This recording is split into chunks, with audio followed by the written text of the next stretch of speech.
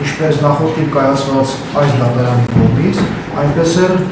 վերաքննիչ հակակոռուպցիոնի և հետևաբար վճռավի դատարանի կողմից եւ այդ դատական ակտերը օրինական ուժի մեջ են գտնում, ուստի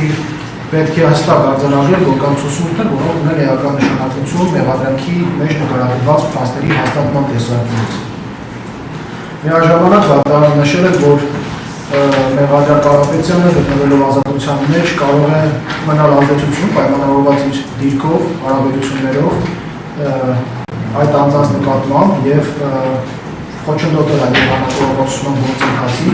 իսկ ապացուցման գործընթացը բոլորիս էլ հայտնի է, որ դեռևս ավարտված չէ, դատակոչված վկաները դեռևս պետք է արձակվեն, կան անձինք, որոնք հայտնել են տեղեկություններ, որոնցով հաստատվում են մեղադրանքի փաստերը, այդ մասին կան հստակ արձանագրումներ, ինչպես արդեն նշեցի, հետևաբար դատավարական առումով գոնե այս մասով փոփոխություն չունենք։ Միաժամանակ առաջ անցնելով եւ փորձելով պատասխանել հնարավոր հարցին, որ դեռևս ապացույցների ծավալի հետ կապված մի քրոջում չկա, ես կարող եմ հստակ նշել, որ մեղադրանքի կողմի ապացույցների ծավալը առաջարկվող չի փոփոխվելու, լինելու է այն նույն ծավալով, ինչ որ առկա է մեղադրական եզրակացության մեջ, առնվազն դատակոչված վկաների մասով, այսինքն այն ապացույցների տեսակների մասով, որոնց նկատմամբ խոչընդոտելու ռիսկ մեր կարծիքով առկա է, հետևաբար հակառակ շահարկումները գտնում են, որ տեղի չեն, եւ նախորդի այս կապակցությամբ դատարանի արձանագրումը վերաբերում է պաշտպանների կողմից հնարավոր փոփոխություն կատարելու, այսինքն ծավալը վերացնելու հանրամանքին, իսկ դատարանի կողմից խոչընդոտելու ռիսկը հստակ փաստարկվել էր առկա ապացույցների ձևով, տեսակով, նշանակությամբ։ Այս դատական ակտը ինչպես նշեցի, բողոքարկվել է եւ մնացել է օրինական ուժի մեջ։ Ինչպես նաեւ հավել եմ, որ հիմնավոր կասկածի մասով բնականաբար եւս փոփոխություն չկա, նախկինում արձանագրվածից բացի, հետեւաբար գտնում եմ, որ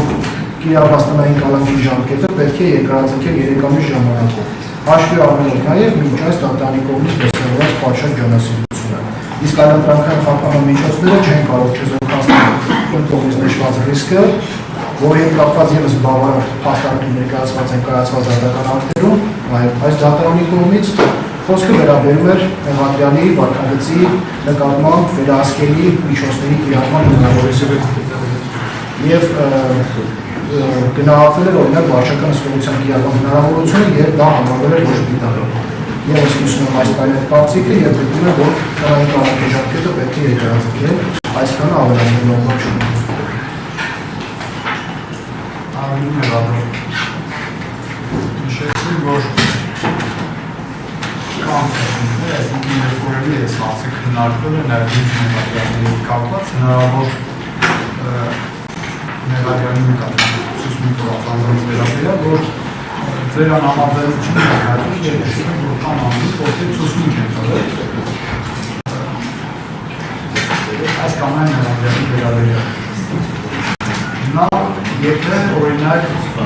դատակոչված անձանց մասով ասում եք ապացույցների առաջարկի մասով փոփոխություն չի լինի։ Եվ դուք դատարանին առաջարկել եք հետազոտել այն վկաների ցուցմունքները, ովքեր որ նախաքննության ընթացքում բացակայել են եւ նրանց անունները արձանագրված է մեղադրանքի կողմի ապացույցների ցուցակում, նա բոլորը չէ, որ նման ցուցմունքներ տվել ձեր խոսքից դա է։ Իսկ եթե մի մասն են տվել օրինակ, կամ մի քանիսն են տվել, Եվ դա է ռիսկը, որ կարող է վարորդին խոչընդոտ լինել, մեղադրյալի կողմից։ Այդ 3 ամիսը, ասում 3 ամիս, այս լայնության փոփոխություն չկա, ես ինչ պատճառաբանությամբ գտնում եք, որ պետք է դրանք կալանքի ժամկետը երկարացնի և ասում է 3 ամիս ժամկետով։ Դա ինչով սպասարեք։ Շատ լավ։ Պատվարժան դատարան, որպեսզի տեսանելի և կանխատեսելի լինի կողմից արված հետևությունը նշել։ Մի կողմից ապացուցման ծավալի հետ կապված առաջարկվելու է հետազոտել փաստաթղթային ապացույցները, որոնք ծավալում են, որից հետո արձագանքվել վկաները։ Սա հակիրճ է։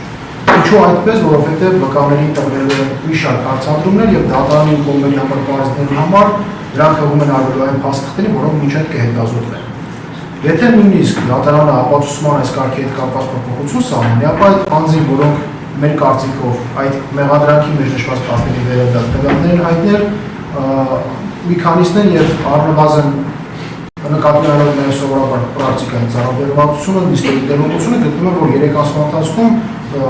ամենայն հավանականությամբ չենք սպառել այդ ապացուցողական զանգվածի հետազոտումը։ Հաշվի առնելով հատկապես են, որ առաջարկվելու է սկզբից հետազոտել փաստաթղթային ապացույցները։ Հաշվի առնելով մեղադրանքի կողմի մարտավարությունը ապացուցման գործընթացի հետ կապված։ Ըստ էության այսքանը գտնում եմ, որ դա ժամանակատար է և 3 ամիսը նույնիսկ չէ բավականացնել ամենայն հավանականություն։ Ապացույցների հետազոտման հաջորդականության տեսանկյունից, այսինքն մեղադրանքի կողմի ապացույցների հետազոտման հաջորդականության տեսանկյունից ձեր դիրքորոշումը բացահայտեցիք։ Բայց այն դեպքում, երբ որ մեղադրյալը գտնվում է կալանքի տակ կամ տնային կալանքի տակ և դրա հիմքում դրված է լինում քրեական վարորդին խոչընդոտելու ռիսկը անձանց նկատմամբ հնարավոր ապօրինի ազդեցության տեսանկյունից։ Ինչքանով է ճիշտ նման հաջորդականության որդեգումը, մանավանդ այդ պայմաններում, երբ որ գործող քրեական դատավարության դիրքը հնարավորություն է տալիս հարցաքննող վկաներին հարցեր տալ ուղիղ չհետազոտված այն ապացույցներից, որոնք փաստաթղթային են։ Դες տրամաբանությունն է հայտարարել։ Հասկացա, տրամաբանությունը պատվարժան ապացուցման հետ կապված ավելի տեսանելի դարձնելու, առավել փաստարկված հիմնավոր, որովհետև թեև վկաներին կարող է հարց տվել մինչև ապացույցի հետազոտումը, բայց այնուամենայնիվ խոսքը ապացուցողական այնպիսի ծավալում մասին է, որը մեր կարծիքով խոսքը զուտ ծավալին է վերաբերում և հնարավոր է նաև այդ ծավալը լրացվի օրինակ պաշտպանների կողմից և այդ դեպքում հնարավոր է հարցադրումները իմ կողմից արվել, որը այս պահին ևս կանխատեսելի չի։ Եվ մի հանգամանք է, որը մեղադրյալի անձով է նաև շատ հաճախ պայմանավորվում մոտ 3 ամիս 2026 թվականի ապրիլի 15-ից նույն գործով դատական նիստեր է իրականանում և դատական պրոցեսի ժամանակ մեղադրյալ Սամվել Կանաբետյանի կողմից դրսևորված հայտարարությունները այն պայմաններում, երբ որ դատանը նաև թույլ է տվել շփվել ցանկացած անձի հետ, բացի դատախոսման ընդհակա հնարավոր անձանցից։ Նաև այն անձանցից, ովքեր որ պայմանականորեն դատարանի գնահատմամբ հնարավոր պաշտպանության կողմերի շնորհիվ պոլիսի նրանք հարցականում, խոսքը այն մասնագետների մասին է, ովքեր կարծիք են արտահայտել իրական հանձնարարքի 422 հոդվածով նախատեսված հանձնարարքի մեկնաբանման հետ կապված։ Հիմա այս ընթացքում Սամվել Կանաբետյանի դրսևորված վարքագիծը դրական է, բացական է, նեյտրալ է, վտանգավոր է, թե անվտանգ։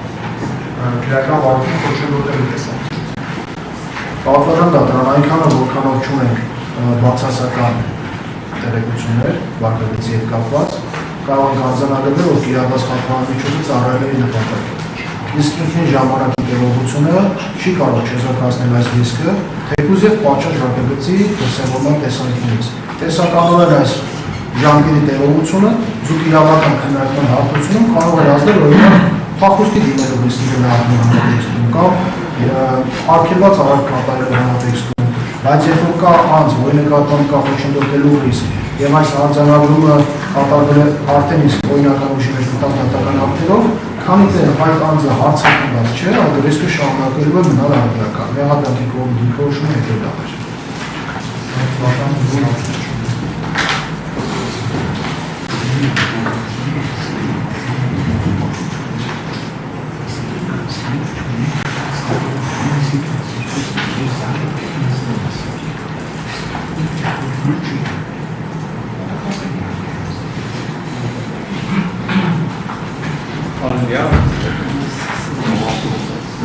Պաշտպաններից առաջ համավայրելություն Հարգելի դատարան, առարկան ներկայացված վիճակության դեմ գտնում եմ, որ այն անհիմն է ենթակա մերժման հետևյալ պատճառաբանությամբ։ Նախ դատարանը